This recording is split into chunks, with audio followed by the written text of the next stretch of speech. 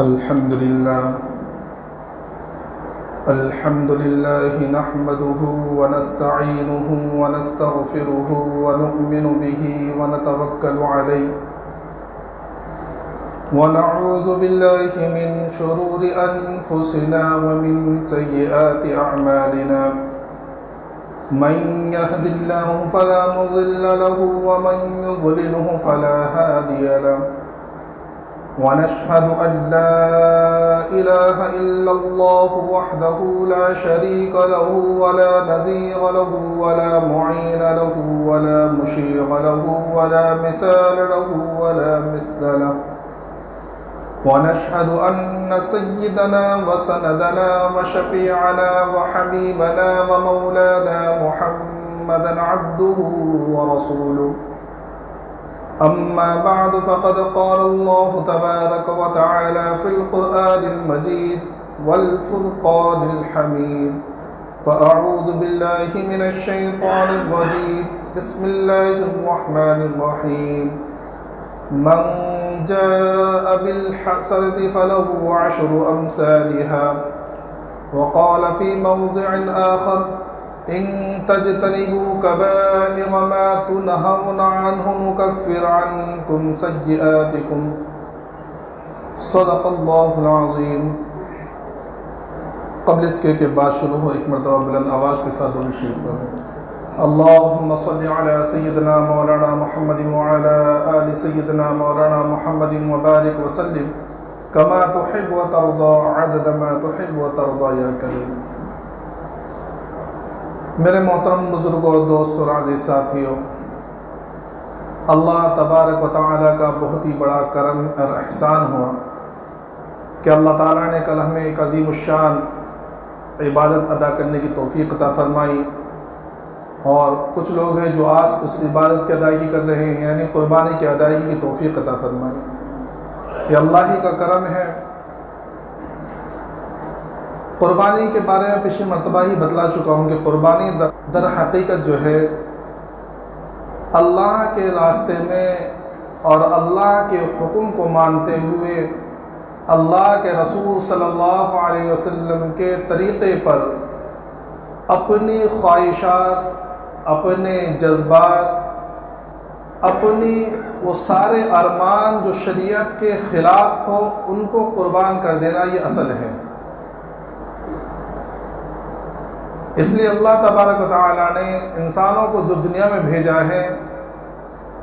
وہ اس بات کی آزمائش اور امتحان کے لیے بھیجا گیا ہے کہ میرے بندے جنہوں نے عہد الست میں اور عالم ارواح میں جو اس بات کا اقرار کیا تھا کہ جب ان سے پوچھا گیا تھا الست بربکم، کہ کیا میں تمہارا رب نہیں ہوں، تو آدم علیہ السلام سے لے کر قیامت تک آنے والا جو آخری انسان ہوگا وہ سارے لوگ وہاں جمع تھے، اور تمام نے بیک وقت بیک زبانی کہا تھا قالوا بلا، کہ اللہ آپ ہی ہمارے پروردگار ہیں، آپ ہی ہمارے پالنہار ہیں۔ اب دنیا کے اندر اللہ تبارک و تعالیٰ نے انسانوں کی آزمائش کے لیے بھیجا کہ یہ اپنے عہد پر قائم رہتے ہیں یا نہیں رہتے، یہ امتحان ہے اللہ کی طرف سے۔ اور یہ امتحان کے لفظ سے یہ بات سمجھ میں آ جاتی ہے کہ ہمارے ذہن میں کبھی کبھی یہ شبہ ہوتا ہے نا کہ بھی اللہ تو قادر ہے، اور اگر جو گنہگار ہوتے ہیں وہ عام طور پہ یہ کہتے ہیں کہ بھئی ہم گناہ کرتے ہیں، اللہ قادر ہے، اللہ روک سکتا ہے، اللہ نہیں روک رہا ہے، مطلب ہم غلط نہیں ہیں۔ یا بہت سے ذہنوں میں یہ شبہ آتا ہے کہ بھئی اللہ جب اتنی قدرت والا ہے تو سارے لوگ مسلمان کیوں نہیں ہو جاتے؟ تو اس کی وجہ یہی ہے کہ دیکھو امتحان جو ہوتا ہے تو امتحان لینا والا وہ ساری چیزیں بتلا سکتا ہے، وہ امتحان کیوں لے رہا ہے؟ بھائی کیا ضرورت ہے امتحان لینے کی؟ لیکن وہ امتحان اس لیے لیتا ہے کہ میں میرے سامنے جو بچہ بیٹھا ہوا ہے یہ اپنے اختیار سے، یہ اپنے جو اس کو علم دیا گیا ہے اس علم کے ذریعے یہ کیا چیزیں اختیار کرتا ہے، کون سا راستہ اختیار کرتا ہے۔ تو یہ اللہ کی طرف سے امتحان ہے کہ میرے بندے میرے دی ہوئی عقل کے ذریعے، میرے دیے ہوئے مال کے ذریعے، میرے دیے ہوئے طاقت کے ذریعے یہ میرا راستہ اختیار کرتے ہیں کہ شیطان کا راستہ اختیار کرتے ہیں۔ اب دنیا میں آ کر ہمارے لیے ضروری ہے کہ ہم اللہ والا راستہ اختیار کریں. اللہ کے رسول صلی اللہ علیہ وسلم نے جو راستہ بتلایا ہم وہ راستہ اختیار کریں.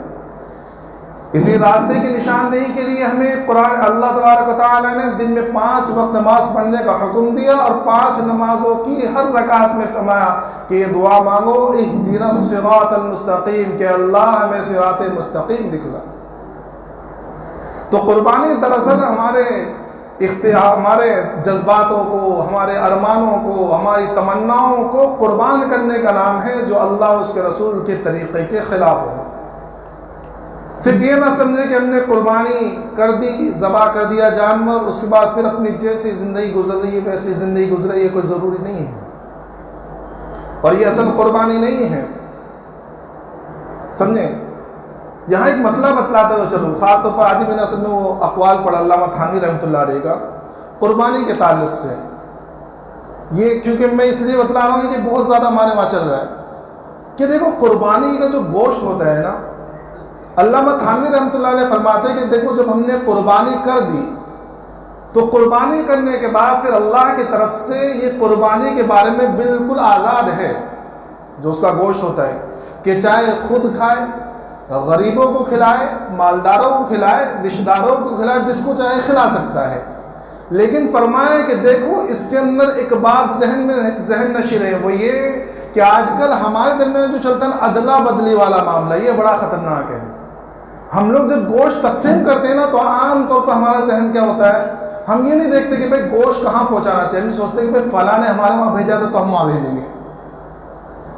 تو علامہ تھانوی رحمۃ اللہ علیہ لکھتے ہیں کہ اگر قربانی کے گوشت میں ادلا بدلی والی نیت ہو تو قربانی کا ثواب بالکل باطل ہو جائے گا. سمجھ میں رہا؟ اس لیے علامہ تھانوی رحمۃ اللہ علیہ فرمایا کرتے تھے، اللہ ان کی قبروں کو نور سے منور فرمائے، کہ آپ نے ایک ایک جزیہ بیان کیا ہے. فرمایا کہ دیکھو قربانی کا گوشت حتی الامکان ان لوگوں تک پہنچانے کی کوشش کرو جو وسعت نہ ہونے کی وجہ سے اور حیثیت نہ ہونے کی وجہ سے، استطاعت نہ ہونے کی وجہ سے وہ قربانی نہ کر سکے، وہاں قربانی کا گوشت پہنچانے کی کوشش کرو. اور اس کا بہترین طریقہ وہی ہے کہ بھئی کم از کم 3 حصے کر لیں، ایک اپنے لیے رکھیں، ایک اپنے رشتہ داروں میں بھیجیں اور ایک ان لوگوں تک پہنچانے کی کوشش کریں جہاں قربانی نہیں ہوئی ہے. یہ جو ہم لوگ معاملہ کرتے ہیں کہ بھئی وہاں سے گوشت آیا تو وہاں پہنچاؤ، پچھلے سال انہوں نے قربانی کی تھی ہمارے وہاں گوشت نہیں پہنچایا تو تم وہاں نہیں پہنچائیں گے. ارے بھائی یہ ادلا بدلی والا معاملہ ہمارے پورے ثواب کو باطل کر دے گا. بہرحال چونکہ قربانی کا مسئلہ تھا اس لیے میں نے بتلا دیا. تو اصل کہنے کا مقصد آج کا یہ ہے کہ دیکھو ہم اللہ تبارک و تعالیٰ نے ہمیں زندگی گزارنے کے 2 طریقے بتلائے. ایک طریقہ کیا ہے، فَأَمَّا مَن طَغَىٰ وَآثَرَ الْحَيَاةَ الدُّنْيَا فَإِنَّ الْجَحِيمَ هِيَ الْمَأْوَىٰ. ایک طریقہ تو یہ ہے کہ ہم اللہ کی نافرمانی کے اندر زندگی گزاریں، اللہ کے رسول صلی اللہ علیہ وسلم کی سنتوں کو چھوڑ کر زندگی گزارے، اپنی من مرضی والی زندگی گزارے، جو چاہے وہ کام کرے، نہ اپنوں کا خیال کرے نہ غیروں کا خیال کرے، گناہوں بھری زندگی گزارے. یہ ایک طریقہ ہے، یہ ہمارے اختیار میں ہے. اللہ نے ہمیں اپنے افعال کا خالق بنایا ہے کہ تمہیں تمہارے افعال، تمہارے اعمال، تمہارے کام کرنے کے اختیار ہیں. اللہ نے تمہیں عقل دی ہے، اب اس عقل کا استعمال کر کے تم کیا کرتے ہو. تو اگر ہم گناہوں بھری زندگی گزارتے ہیں، اللہ کی نافرمانی والی زندگی گزارتے ہیں، دنیاوی زندگی کو آخرت کی زندگی پر مقدم رکھتے ہیں، جہاں آخرت اور دنیا کا ٹکراؤ ہو جائے ہم دنیاوی زندگی کو اختیار کرتے ہیں. دنیا کمانے میں، دنیا اپنانے میں اور دنیا کے راستے میں چلنے میں ہم نہ حلال دیکھتے ہیں، نہ حرام دیکھ رہے ہیں، نہ کسی کے حقوق دیکھ رہے ہیں. سارے کے حقوق غصب کر کے، یتیموں کا مال کھا کے، بہنوں کا حصہ کھا کر، یہ لے یہ لوٹ کر کے ہم زندگی گزار رہے ہیں. تو اللہ تبارک و تعالیٰ کی طرف سے صاف اعلان ہے، فَإِنَّ الْجَحِيمَ هِيَ الْمَأْوَىٰ، کہ اس کا ٹھکانہ جہنم ہوگا. کوئی تیسرا راستہ نہیں ہے. اور جو تیسرا راستہ اختیار کرے گا وہ منافق ہے، اور منافق کا حال تو اس سے بھی زیادہ برا ہے. یہ جو آج کل ہم لوگوں نے راستہ اختیار کیا نا 50-50 والا، کہ نہ آدھا تیتر آدھا بٹیر، یہ بہت ہی خطرناک وہ ہے. ایک واقعہ لکھا ہے کتابوں کے اندر، سری سختی رحمۃ اللہ علیہ اللہ والے گزرے ہیں، تو ایک مرتبہ سفر میں جا رہے تھے، تو ایک جگہ آرام کرنے کے درخت کے سائے میں لیٹے، تو آرام کرتے ہوئے جب آگ لگ گئی تو اچانک ان کو یہ محسوس ہوا کہ کوئی ان کو آواز دے رہا ہے، یا سری یا سری اے سری اے سری۔ تو انہوں نے اب آنکھیں کھولی، دیکھا کہ کون ہے، تو جب ذرا دھیان دیا تو پتہ چلا کہ جس درخت کے نیچے یہ سو رہے تھے اس درخت سے آواز آ رہی ہے۔ اللہ کی قدرت، اللہ جس کو چاہے بات کرنے کی طاقت دے دے۔ تو انہوں نے کہا کہ کیا بات ہے، تو درخت کہنے لگا اے سری کن مثلی، کہ میرے جیسا بن جا۔ کیا کہا درخت نے؟ کہ تو میرے جیسا بن جا۔ تو سری سختی رحمۃ اللہ علیہ کہنے لگے کہ میں تیرے جیسا کیسے بن سکتا ہوں، کہ کیا بات ہے تیرے اندر؟ تو وہ درخت کہنے لگا کہ میرے جیسا اس طرح بن جا کہ لوگ میری طرف پتھر پھینکتے ہیں اور میں ان کی طرف فروٹ پھینکتا ہوں، وہ مجھے پتھر مارتے ہیں اور میں انہیں پھل دیتا ہوں، وہ مجھے نقصان پہنچاتے ہیں میں انہیں فائدہ پہنچاتا ہوں، تو بھی میرے جیسا بن جا کہ دنیاوی زندگی کے اندر، دنیا کے اندر اگر لوگ تجھے تکلیف پہنچائے، تیری حق تلفی کرے، تجھے نقصان پہنچائے، تو تو نقصان پہنچانے والا نہ بن، اسے فائدہ پہنچا، اس کے فائدے کے لیے کام کر، اس کی تکلیفوں کو برداشت کر۔ بڑی اچھی بات ہے، لیکن فوراً جو ہے اللہ والے تھے، فوراً ذہن میں آیا کہ یہ بات تو صحیح ہے کہ یہ اس کو پتھر مارتے ہیں تو یہ پھل دیتا ہے، لیکن نتیجہ کیا ہوتا ہے؟ اگر بعد میں جب یہی درخت سوکھ جائے تو کیا کرتے ہیں؟ اس کی لکڑیوں کو کاٹ کر آگ میں جلا دیتے ہیں۔ تو فوراً سختی رحمۃ اللہ علیہ نے کہا کہ بات تو ٹھیک ہے، لیکن آخر میں نتیجہ یہ ہوتا ہے کہ تجھے آگ میں جلا دیا جاتا ہے، یہ کیا وجہ ہے؟ کہ جب تو اتنا فائدہ مند ہے تو تیرا انجام اور تیرا جو نتیجہ وہ یہ کیوں کہ تجھے آگ میں جلا دیا جاتا ہے؟ تو وہ درخت کہنے لگا کہ میرے اندر ویسے تو بہت سارے فائدے ہیں، لیکن ایک جو ہے میرے اندر کمی ہے، اور وہ کمی یہ ہے کہ جب ہوا چلتی ہے تو جس طرف کی ہوا ہوتی ہے میں وہاں ہو جاتا ہوں۔ پچھم کی ہوا چل رہی ہے تو میں پچھم کے ساتھ ہو لیا، پورب کی ہوا چل رہی ہے تو پورب کے ساتھ ہو لیا، کہ جہاں کی ہوا چلتی ہے میں وہاں کا ہو جاتا ہوں، جس کا نتیجہ یہ ہے کہ آخرت میں میرا انجام یا آخری انجام میرا آگ ہوتی ہے۔ تو سری سختی رحمۃ اللہ علیہ فوراً سمجھ گئے کہ کیا مطلب ہے کہ دنیاوی زندگی کے اندر ہمیں ایک جو اللہ کے راستے کو ہی پکڑ کے چلنا ہے، کبھی یہ راستے اختیار کر لیا، کبھی اس کا راستے اختیار کر لیا، کبھی یہ غیروں کا، کبھی عیسائیوں کا، کبھی یہودیوں کا، کبھی ہندوؤں کا، یہ سارے راستے اگر اختیار کریں گے تو آخرت میں ہمارا نتیجہ بھی آگ ہوگا اور جہنم کی آگ ہوگی۔ سمجھ میں آ رہی ہے بات؟ تو یہ اللہ نے ہمیں اختیار دیا ہے کہ ہم کون سا راستہ اختیار کر رہے ہیں، اللہ کو راضی کرنے والا راستہ۔ اور دوسرا راستہ کون سا ہے؟ دوسرا راستہ یہ ہے وَأَمَّا مَنْ خَافَ مَقَامَ رَبِّهِ وَنَهَى النَّفْسَ عَنِ الْهَوَىٰ فَإِنَّ الْجَنَّةَ هِيَ الْمَأْوَىٰ۔ دوسرا راستہ یہ ہے کہ اللہ تبارک تعالیٰ نے فرمایا کہ جو اپنے رب کے سامنے کھڑے ہونے سے ڈر گیا، ہاں میرے دوستو، یہ اللہ کا ڈر اور خوف ہے اصل، کہ جس کے دل میں تقوی ہوگا، اللہ کا خوف ہوگا، وہ کبھی گناہوں والی زندگی نہیں گزارے گا۔ ہاں گناہ ہو سکتے ہیں، انسان خطا و نسیان سے مرکب ہے، غلطی ہوگی، یہ صرف انبیاء کرام کا خاصہ ہے کہ وہ معصوم عن الخطا ہوتے ہیں، وہ گناہوں سے معصوم ہوتے ہیں، ورنہ عام انسان گناہ ہو سکتے ہیں ان سے، لیکن وہ گناہوں پر ڈٹے گا نہیں، وہ گناہوں پر جمے گا نہیں، وہ گناہوں پر اصرار نہیں کرے گا، وہ گناہوں کو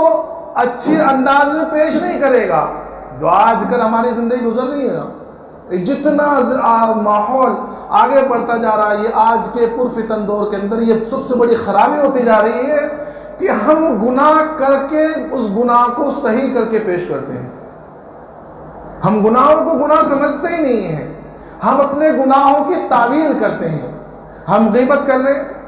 کوئی شخص کہنے لگا کہ بھئی یہ تو غیبت ہے، نہیں غیبت تھوڑی ہے، یہ تو اس کے اندر ہی بات ہے، میں تو اس کے منہ پہ کہہ دیتا ہوں بھائی جا کے کہہ کے بتا، کبھی نہیں کہے گا، کیونکہ معلوم ہے کہ اگر سامنے والے کے سامنے بات کہہ دی اور وہ ذرا طاقت مجھ سے زیادہ ہوا تو دونوں دانت باہر، تو مار کھانے کا اندیشہ رہتا ہے، اس لیے کیا کرتے ہیں یا چپکے سے اس سے بات کر رہے ہیں، اس سے غیبت کر رہے ہیں، چغلی کر رہے ہیں، تو ہم اپنے گناہوں کی تعویل کرتے ہیں، اور یہ سب سے خطرناک چیزیں ہیں۔ تو اللہ سے ڈرنا، اللہ کا خوف، کہ جہاں ہم سے اگر کبھی گناہ ہو بھی جائیں تو فوراً ڈر کر اور فوراً اس بات کا خیال کر کے نہیں، میرا اللہ، مجھے اللہ کے سامنے کھڑا ہونا ہے، میرا اللہ مجھے دیکھ رہا ہے، فوراً توبہ کر لینا، یہ ہے سب سے بہترین انسان جو گنہگار ہے نا۔ اس لیے اللہ کے رسول صلی اللہ علیہ وسلم فرمایا کل بنی آدم خطاؤن، کہ سارے کے سارے انسان خطا کرنے والے ہیں، وخیر الخطائین التوابون، لیکن سب سے بہترین خطا کار کون ہے؟ التوابون، جو فوراً اللہ کے سامنے سچی پکی توبہ کر لیں۔ سمجھ میں اس ایک حدیث میں کتاب میں پڑھی، اللہ کے رسول صلی اللہ علیہ وسلم فرمائے اگر دنیا کے اندر سارے لوگ نیک بن جائیں، سارے لوگ نیک بن جائیں تو اللہ تمام کو دنیا سے مٹا دے گا، اور پھر ایک ایسی جماعت لائے گا جو گناہ بھی کرے گی، توبہ بھی کرے گی، کیونکہ اس میں اللہ کی ساری شان، اللہ کی جہاں صفت قہاریت اور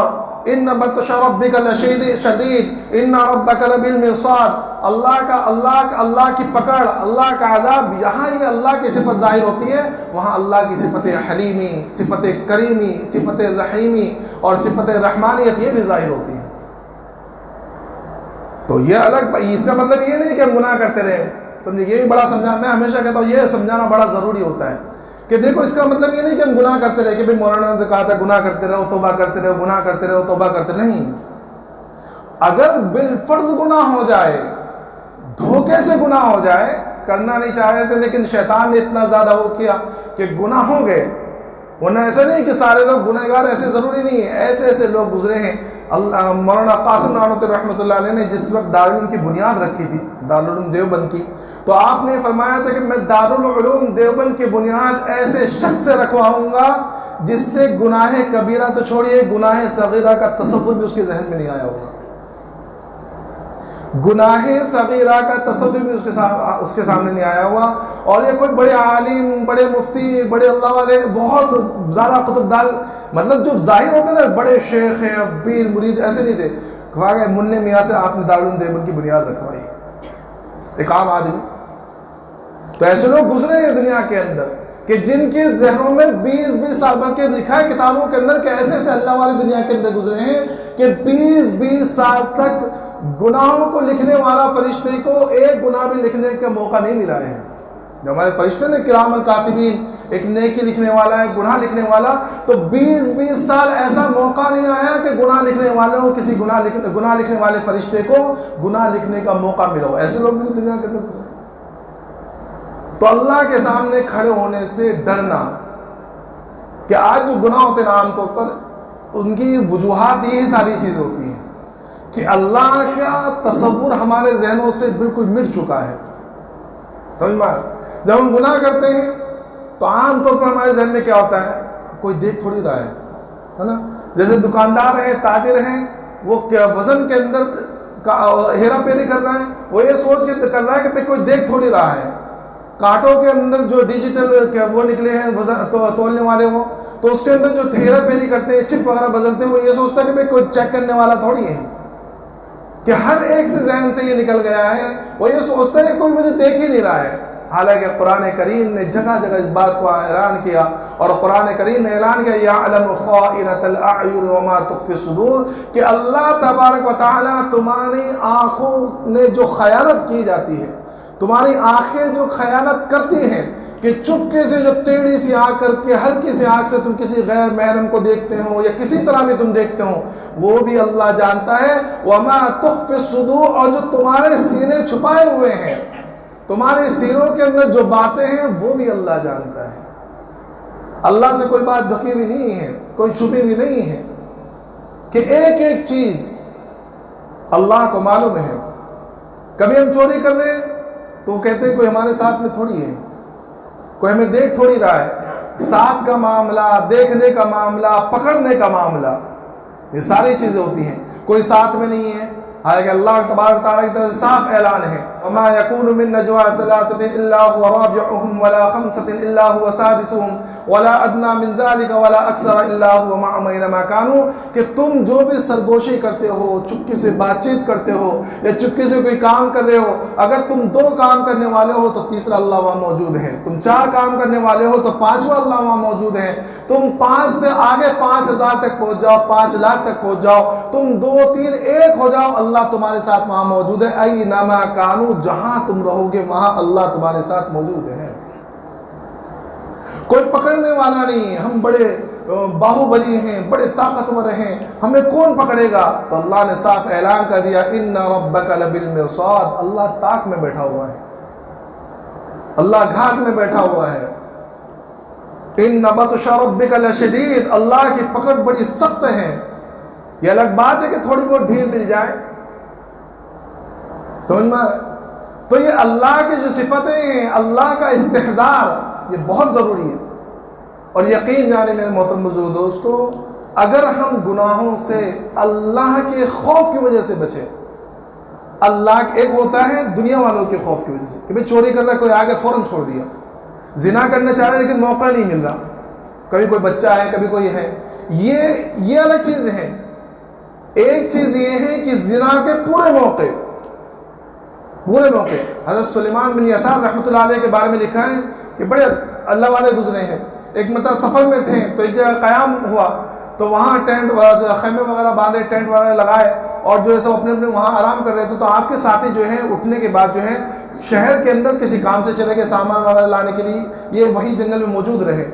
تو ایک بالکل نوجوان عورت آئی اور کہنے لگی کہ مجھے آپ سے کچھ کام ہے۔ تو حضرت نے بلا لیا کہ ٹھیک ہے بتاؤ کیا کام ہے۔ تو فوراً اپنے نقاب اٹھا کے کہنے لگی کہ میں آپ سے وہ چاہتی ہوں جو ایک عورت ایک مرد سے چاہتی ہے۔ تو حضرت سلیمان بن یسار رحمۃ اللہ علیہ اتنا روئے کہ وہ عورت شرمندہ ہو گئی، اور وہ شرمندہ ہو کر ایسے ہی چلی گئی۔ تو رات میں جب سوئے ہیں تو خواب میں حضرت یوسف علیہ السلام کی زیارت ہوئی، اور حضرت یوسف علیہ السلام نے کہا کہ مبارک ہو، تم نے ایک ولی ہو کر ایک نبی والا کام کیا ہے، ایک ولی ہو کر نبی والا کام کیا ہے۔ کیونکہ یوسف علیہ السلام کو بھی اسی طرح بہکایا تھا، لیکن آپ نے فوراً وہاں کیا کہا تھا؟ معاذ اللہ، کہ میں اللہ کی پناہ چاہتا ہوں۔ اور ایسے شخص کے لیے اللہ کی طرف سے بڑا عظیم الشان وعدہ ہے کہ وہ قیامت کا دن جہاں نفسہ نفسی کا عالم ہوگا، دھوپ تیز، سورج بالکل نیچے اور تپتی ہوئی زمین، سمجھے؟ ایسی حالت میں اللہ کی طرف سے یہ اعلان ہے، اللہ کے رسول صلی اللہ علیہ وسلم کا پاک اور سچا وعدہ ہے کہ جو کوئی شخص، جس کو کوئی نوجوان حسین حسن نسب والی، ساری صفتیں ساری کوالٹی اس کے اندر ہے کہ نوجوان بھی ہے، خوبصورت بھی ہے اور اعلیٰ نسب والی ہے، وہ عورت کسی نوجوان کو گناہ کی دعوت دے اور وہ شخص یہ کہہ دے کہ نہیں مجھے تو اللہ کا خوف ہے، میں اللہ سے ڈرتا ہوں، تو اللہ کے رسول صلی اللہ علیہ وسلم کا پاک ارشاد ہے کہ ایسے شخص کو کل قیامت میں اللہ اپنے عرش کا سایہ نصیب فرمائے گا۔ کوئی معمولی چیز ہے کہ جہاں لوگ یہ سوچیں گے کہ اللہ تو مجھے جہنم میں ڈال دے، لیکن حساب کتاب تو شروع کر یہاں بہت پریشان ہو چکے ہیں، ویسے عالم میں اللہ اپنے عرش کا سایہ عطا فرمائے گا۔ تو اللہ کے خوف سے بچنا کہ اللہ مجھے دیکھ رہا ہے، اللہ کی پکڑ، اللہ کا خوف، اور جو شخص اللہ کے خوف سے بچتا ہے تو اللہ میں نے بتلایا نا کہ دنیا میں بھی انعام دیتا ہے اور آخرت میں بھی انعام دیتا ہے۔ دیکھو ایک شخص جو ہے عام طور پر آج کل جو ہمارا معاملہ چل رہا ہے خاص طور پر ہماری معاشی زندگی، کہ جس سے پوچھو وہ حرام کاری کیوں کر رہا ہے، چوری کیوں کر رہا ہے، مال کے اندر ہیرا پھیری کیوں کر رہا ہے، بھائی جو ہے اخراجات پورے نہیں ہوتے، بیوی بچوں کو کیا کھلائیں، گھر کے کام کیسے چلے۔ لیکن میرے محترم بزرگ دوستو، اگر کوئی شخص اللہ کا خوف کرتے ہوئے تھوڑی سی پریشانی برداشت کر لے اور حلال کمائی کے پیچھے پڑے، حلال کمائی تھوڑا سا ملے لیکن حلال ملے، اللہ دنیا میں بھی دے گا اور آخرت میں بھی دے گا۔ لہذا ایک واقعہ لکھا ہے کتاب کے اندر، ایک بزرگ تھے، بہت تنگی کا عالم، بزرگ مطلب بوڑھے آدمی نہیں، اللہ والے نوجوان تھے، سمجھے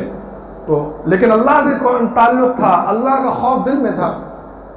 تو بہت زیادہ پریشانی کا عالم، اتنی زیادہ پریشانی کے فاقے پہ فاقے آ رہے ہیں، تو ایک مرتبہ مکہ میں رہتے تھے، تو وہ مکہ کی گلیوں میں پھر رہے تھے، تو وہاں مکہ کی گلی کے اندر ان کو ایک تھیلی ملی، اور وہ تھیلی اشرفیوں سے بھری ہوئی، سونے کے سکوں سے بھری ہوئی۔ تو انہوں نے وہ تھیلی اٹھائی اور آگے چلے۔ جب تھوڑا گھوم کر آئے تو دیکھا کہ ایک جگہ ایک چوراہے پر ایک بزرگ جو ہے، ایک بڑے میاں جو ہے، وہ اعلان کر رہے ہیں کہ بھائی میری ایک تھیلی گم ہو گئی ہے جس کے اندر میری پوری جمع پونجی ہے،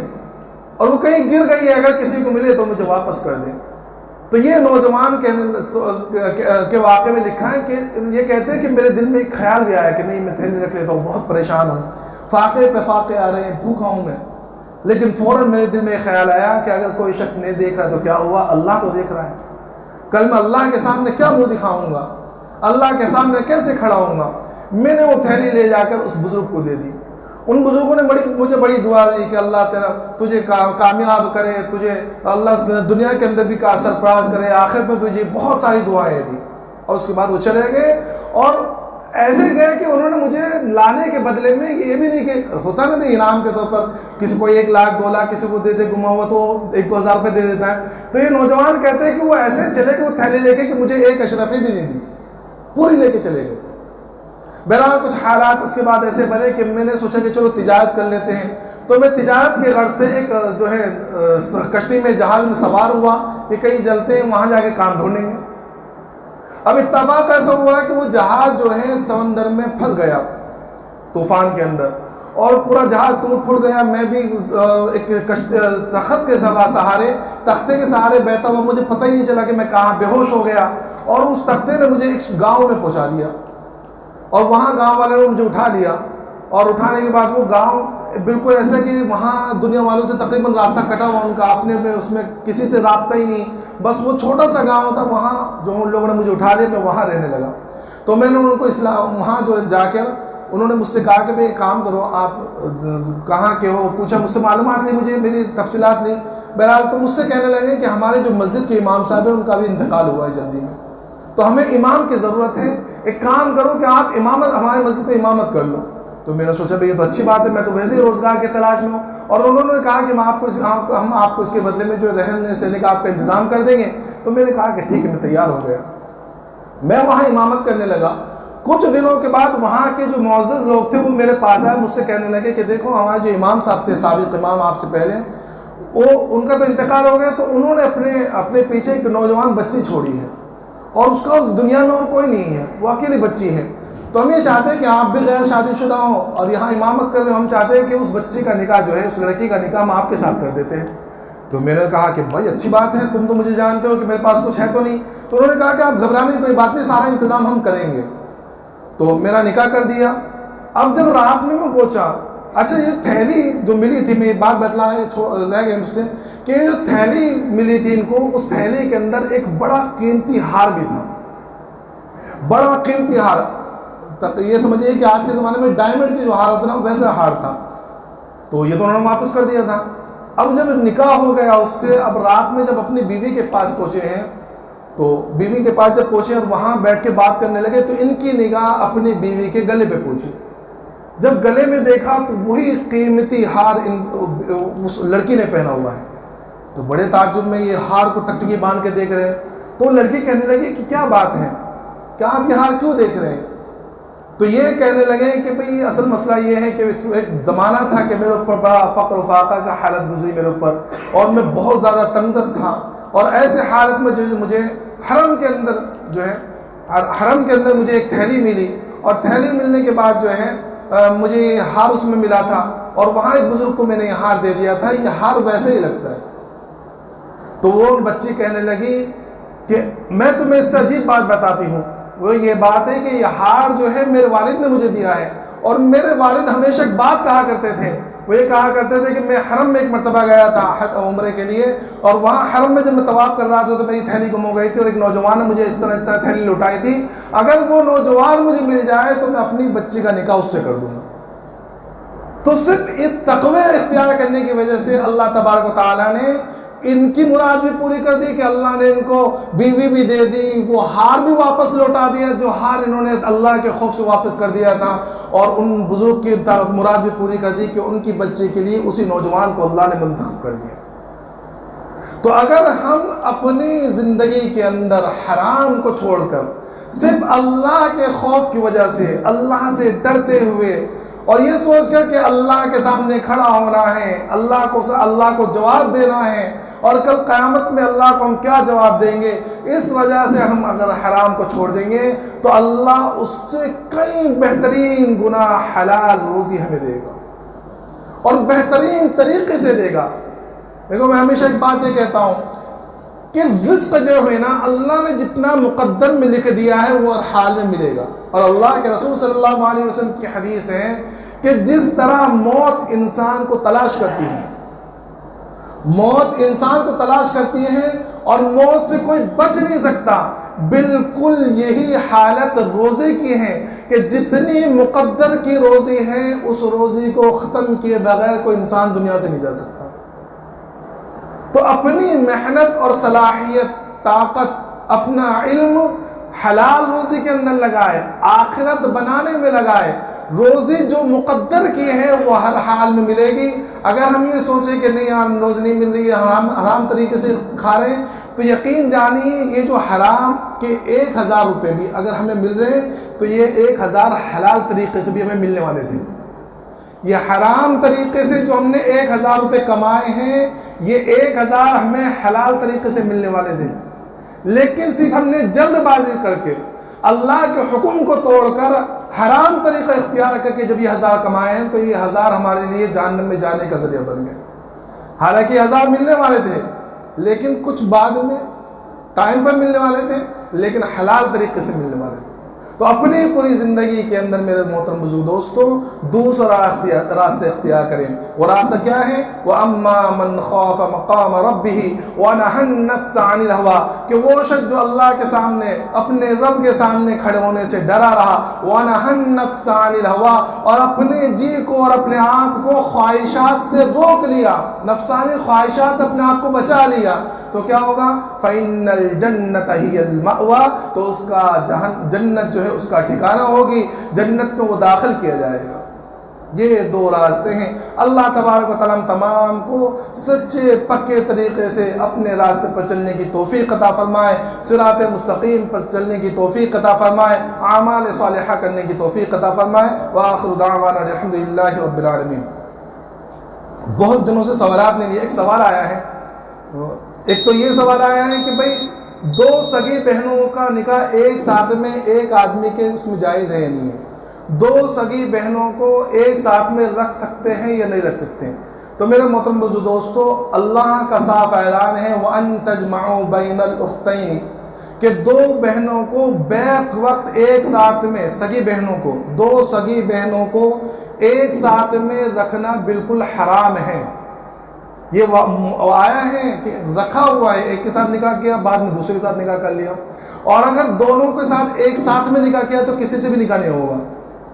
دونوں بہنوں، سگی بہنوں کے ساتھ ایک ساتھ میں نکاح کیا تو کسی سے بھی نکاح نہیں ہوگا۔ اور اگر پہلے ایک بہن نکاح میں تھی اور اس کی موجودگی میں ہی یا اب وہ عدت میں بیٹھی ہوئی نا، پہلی بھی بہن سے نکاح کیا، اس کو طلاق دے دیا، لیکن وہ عدت میں ہے، تو اس کی عدت میں ہی اگر دوسری بہن سے نکاح کر لیا تو بھی نکاح نہیں ہوگا۔ ہاں اس کا انتقال ہو گیا تو ابھی اس سے نکاح کر سکتا ہے،